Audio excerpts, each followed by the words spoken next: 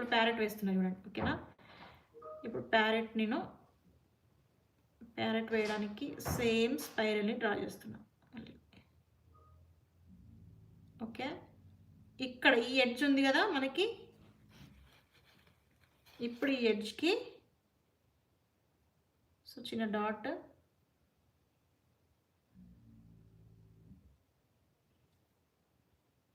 And బోల్డ్. ఓకేనా?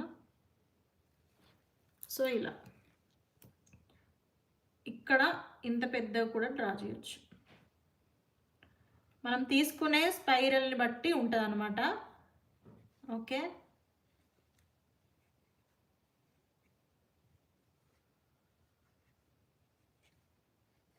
So ఈ leaves తెలుసు కదా మీకు, ఇలా లైన్స్ వేసుకున్నా ఓకే, లేదు అంటే షేడింగ్ ఇవ్వచ్చు, బోల్డ్ చేయొచ్చు, మీ ఇష్టం, ప్లెయిన్గా ఉంచినా ఓకే.